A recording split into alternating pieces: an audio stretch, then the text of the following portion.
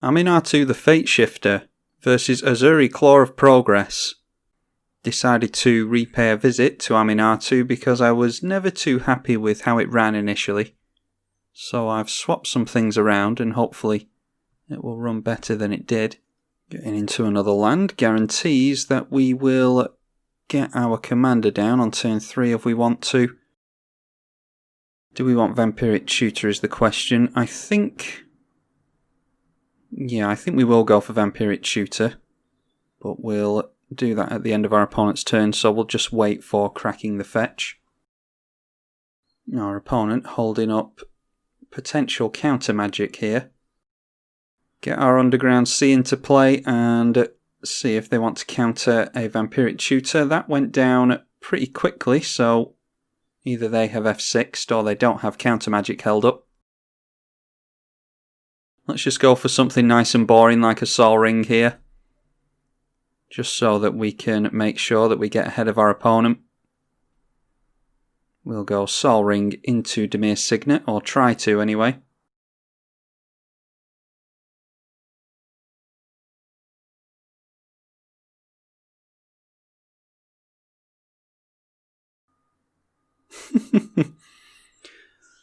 Oh, welcome to Magic Online.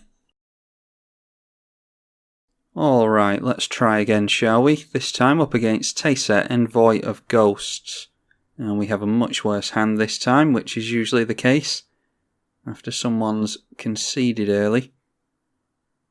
I don't really think much of that, but we're going to keep it. We'll get rid of the Wasteland and hope that we don't regret doing that. Just a Crypt of Agadeem to get things going. We are going to get a tap land of our own out and just pass straight over. Then an Oath of Ghouls. I don't know what this does. At the beginning of each player's upkeep, that player chooses a target player whose graveyard has fewer creature cards in it than their graveyard does. And then the first player may return a creature card from graveyard to hand. Okay, so giving each other their stuff back, in other words. Let's just drop the blue mana so that we can go for Telling Time. And just deciding to tap out. Clearly they don't have anything. So we'll go for our Telling Time. And what do we want to draw into there? We'll put Wall of Omens into our hand. And then the Toxic Deluge on top. And the Prairie Stream can go on the bottom there. Now I think is a good time for us to play out our Aminatou. And then next turn we're probably going for Panharmonicon so that we can get double cantrips from our creatures. So let's draw a card and put a card on top. Ancient Tomb is helpful, but we're not desperate for it. Let's just put the Ancient Tomb back on top. Doesn't really matter. A Liliana's Reaver. In that case, do we want to... Yeah, we could Toxic Deluge, I suppose. But then I think with Oath of Ghouls, they'll just get this straight back after a Toxic Deluge. We could just have the Liliana give Aminatou a hit. Let's draw a card. Okay, Ghostway is there as well. Yeah, let's just put the Darker Wastes on top. We'll go for the Panharmonicon here. And then if we want to, we can go into Solemn Simulacrum and Wall of Omens. Or we could go Wall of Omens and then block the Liliana's Reaver next turn and Ghostway. And we'll be drawing a lot of cards there and keeping damage off with the Liliana's Reaver.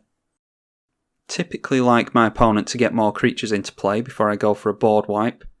Okay, Sword of the Animist might encourage me to get down the Toxic Deluge.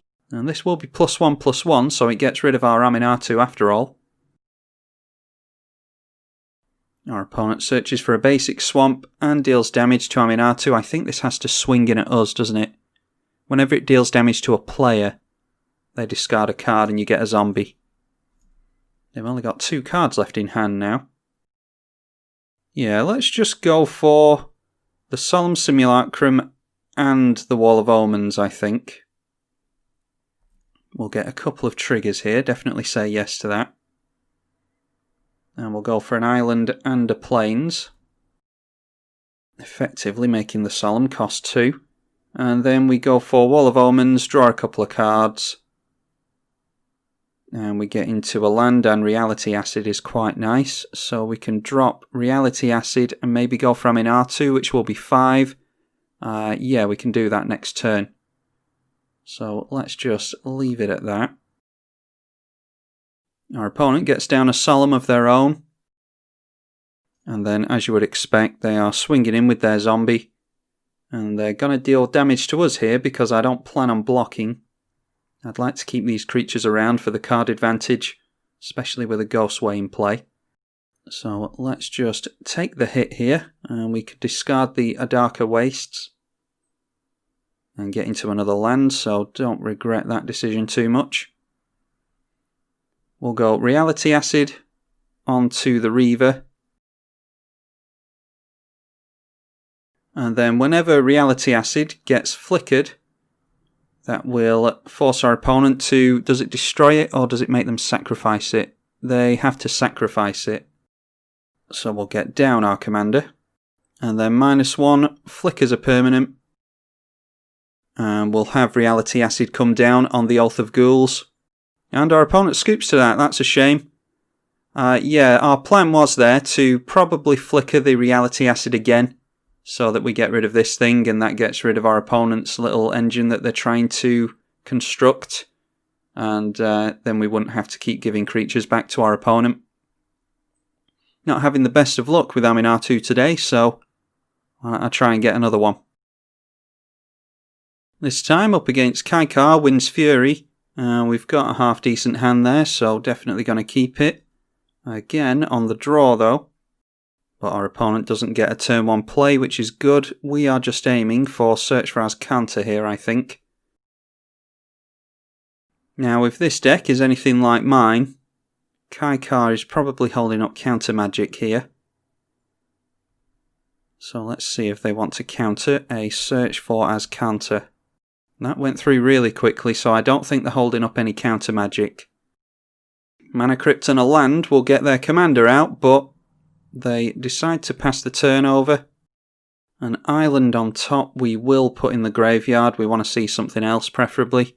Well, just get into another land. We can go for a tap land with the Arid Mesa, so let's do that. Not in too much of a rush to get down Aminatou, because she's not exactly card advantage. In fact, she isn't card advantage, it's more card filtering. Alright, our opponent is struggling on getting up to Jeskai mana. Luckily for us, we have our 3 colours on the board. Just going to hold on to the telling time as well, because we want to put stuff on top with that we can take advantage of, being on top of the library. Another land can go in the bin. Wow, and we are just ripping into lands left, right and centre here, aren't we? Okay, let's just get down Aminatou, just to see if our opponent wants to counter that. But again, that comes down really quickly, so we'll plus her up. And another land is on top. So let's put the Fetid Heath on top, and we'll shuffle that away with the Verdant Catacombs. Looks like our opponent didn't want to cast anything with the Mana Crypt, so they've just bolted themselves for no reason. But they do get into their 3 colours, so we're probably seeing Kykar now. And we certainly are. Still not making use of that Mana Crypt though, so that could be 6 damage that they're taking for no reason. We'll see what happens at the beginning of their next turn. Scroll of Fate. If we put something good on top, then we could make use of that. Oh, it comes from hand, doesn't it? Yes, manifest from hand, not from the top of the library. Yeah, don't really think I care about that, to be honest, so I'll put that in the graveyard as well. And yet another land. Let's tick up with our Aminatou. And we get into an Enlightened Tutor. So we'll throw the Tundra on top, don't mind drawing into that later. And then just to buy ourselves some time, I might go for the Time Wipe here. Yeah, we'll put a stop on the upkeep for the Enlightened Tutor, just in case we want to go for that. But I'm going to go for the Time Wipe. That'll probably just buy us a turn because our opponent can get their commander straight out again this turn. Let's see if they do take that hit for 3. They do take the hit for 3. Yeah, this might be a newer player, I don't know, but if you're a newer player and you've started running mana crypts and things like that, you don't necessarily want to just throw it out onto the board without actually having something to cast with it, because you will take unnecessary damage here, as our opponent has demonstrated. They haven't tapped for Jeskai mana, so they're not getting their commander out here. Alright, they just went for the buyback bounce effect that I can't remember the name of.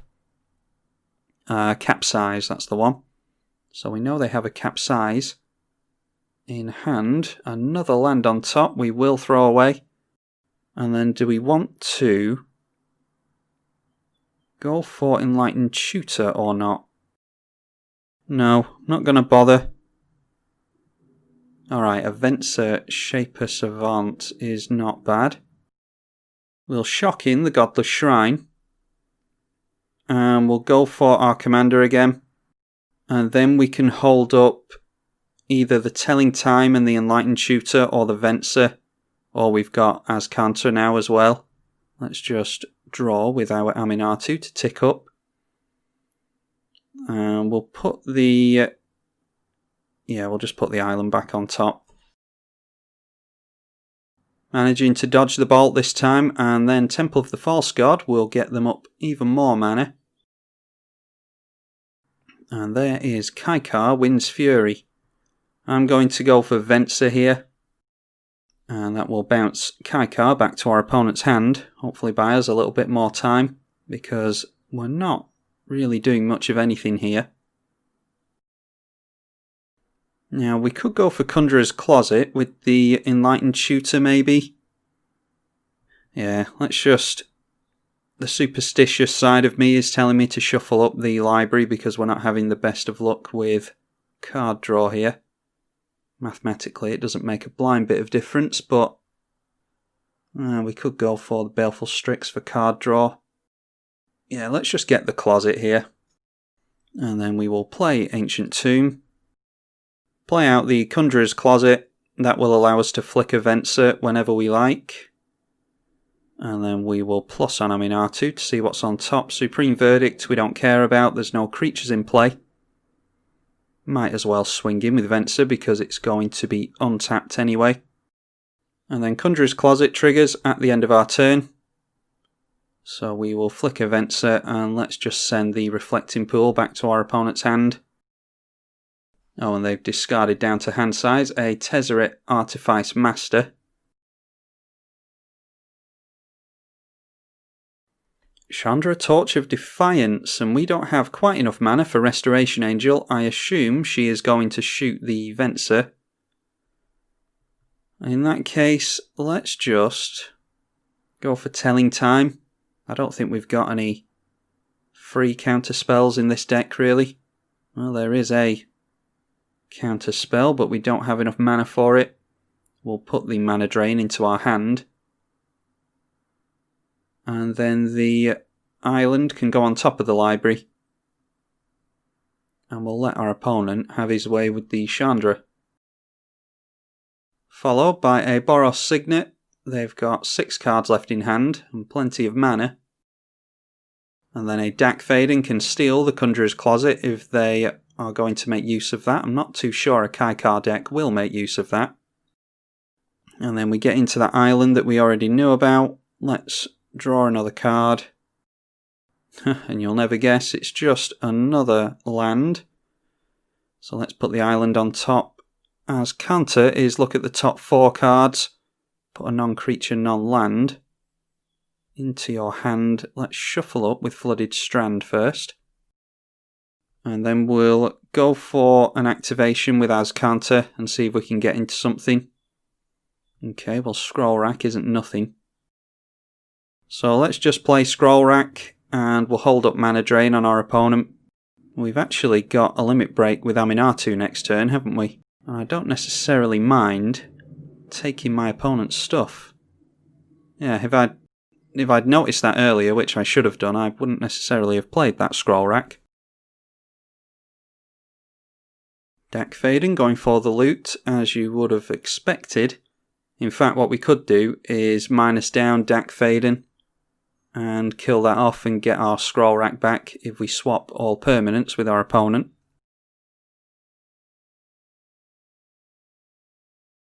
And Ugin the Spirit Dragon, we cannot allow. I'd like to steal that, but I think our opponent's going to deal some damage to Aminatou with that thing. And that resolves, so we managed to counter there. We're going to get a bunch of mana with the Mana Drain, and guess what? We draw into a land. You never saw that coming, did you?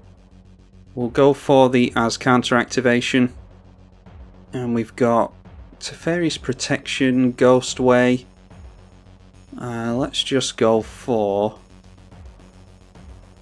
the Teferi's Protection there. And then actually what we could do is Scroll Rack to put some cards on top. So we'll put all of these on top. We've got some lands there. Yeah, we're going to shuffle those away anyway, so because we've got the Vampiric Tutor, so I don't think it matters what order we put these up in. Then we will minus down with Aminatou and steal all of our opponent's things. Then minus down the Deck Faden to take our Scroll Rack back. Would have been nice to keep that, but I misplayed earlier on. Then we'll exile the top card of our library with Chandra. And yeah, our opponent obviously didn't see that coming.